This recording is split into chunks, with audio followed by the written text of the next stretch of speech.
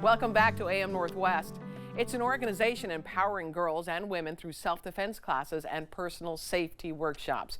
Here to share more, we welcome from Rose City Self-Defense, Toni Fujiwara and Kirsten Hayes. Good to have you both with us. Thanks for having us. So what is Rose City Self-Defense? What do you do there? So Rose City Self-Defense started in 1979 with the city of Portland. We used to be called the Strengths Program, so women's strengths or girls' strengths. Oh. In 2022, we moved out of the Portland Police Bureau, stayed within the city, but moved to the Community Safety Division and rebranded our name just to get rid of the genders of Rose City Self-Defense. So if you've heard of the Strengths Program since '79, we've been providing free empowerment-based self-defense to the city of Portland for 45 years. And why did you become involved, Kirsten?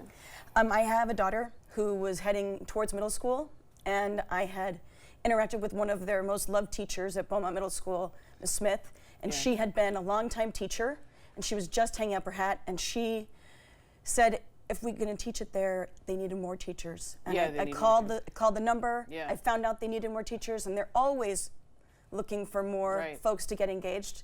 Volunteering, training, building the skills in themselves, but also I was just really excited for my daughter to have the opportunity to be empowered. Yeah, to be it empowers you. Learning safety skills empowers you for sure. Yeah. So before we get into self-defense, we want to talk about being aware and safe just in general. So what are some things that we need to keep in mind when, let's say, we're walking down the street? You know, that's like we scaffold all of our teachings, and one of the first things we want to teach folks is how to listen to your intuition and really start to trust our gut. But understand that like past experiences and trauma can affect that gut, so really to do the work to unpack it. So when your intuition kicks in and your gut says, uh-oh, we know right away to like change and become more assertive. Maybe we're tired and it was a long day, and that's okay, but when our intuition kicks in and our gut says, start to be aware, it's time to get our head on a swivel, start to look around and really start to say, who's creating this insecure feeling that I'm having, and then to internally be assertive. Tell yourself you're capable of this, you've got this, and more importantly, you're worth defending. You know, and we don't want to shrink ourselves. And like, I think it's really important to teach people that when we start to change that body language, we project energy and we project strength, and that in and of itself can potentially ward off up to 80% of would-be opportunistic attacks. I've got to believe when we're out and about, we've got to get off our phones. Yes, situational awareness, right? That is so key to our safety. Yeah. All right, give me some, go ahead. No, one of the things that I love about being a strength coach has been bringing that into my classrooms as an educator, encouraging students to find their strong voice, to not be afraid, to bravely stand up for what they're needing, setting boundaries with their closest friends even, to folks that to be okay with being uncomfortable, but finding where is that discomfort coming from, being able to name it, frame it, and then change it. And feel confident that their need or their discomfort is important. Oftentimes attacks are crimes of opportunity, That's it. Some young woman is walking down the street, she may be on her phone, not listening, her head is down, all of that, maybe she's tiny, and that's when she becomes a target because she's vulnerable. She just is not aware of what's going on, and anything can happen from all sides. So starting with that body language is so important. But now let's say we get into a situation, you have some ideas for us. Yeah, so, you know, and then we talk about escape options. And then ultimately, we want to think, can we get out of it? Do we need to be more assertive? Do I wait it out?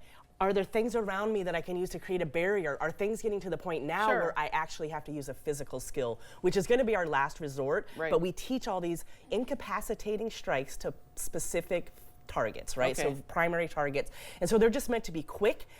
They don't come, you know, you don't have to have a background in martial arts, and you can do it quick and then get out. Like that's our goal, is to just incapacitate somebody so we can get out. Give me a sample here using Kirsten. So let's Sorry say about that. Kirsten is attacking me, she's the creep, and I'm gonna go, no, back off. And really practice using our voices. So that was bird beaks. And bird beaks is where I'm gonna use my fingertips, I'll put them all together, and I'm gonna aim right for those eyes. And but she has glasses on. Yeah, right. So how do we do that?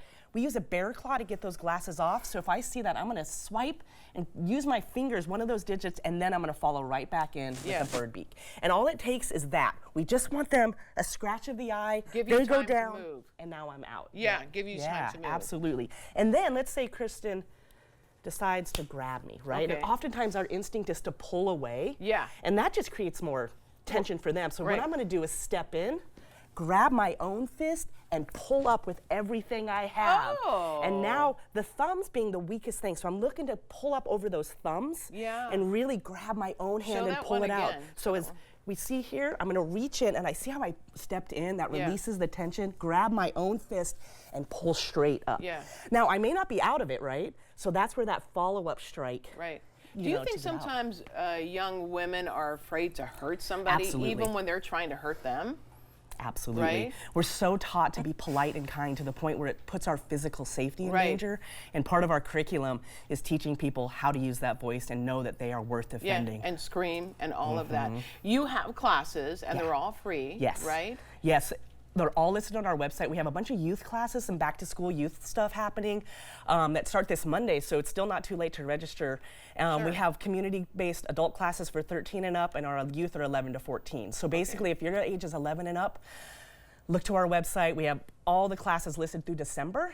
And they're all throughout the city. And you need volunteers. Absolutely. This cannot happen without our volunteer instructors to be able to offer this free curriculum to the city of Portland. So volunteers, if this looks like something you would love to teach and create that empowerment in your community, please reach out and look to be a volunteer for us. Absolutely. Thank you both so much. We're going to tell everyone if you would like to find out more, we're going to put all the information on our website at katu.com. Thank you both. That was great. So much. Oh, sorry. I thought you were going to pull away my hand. All right, we'll be right back with more AM Northwest. Don't go away.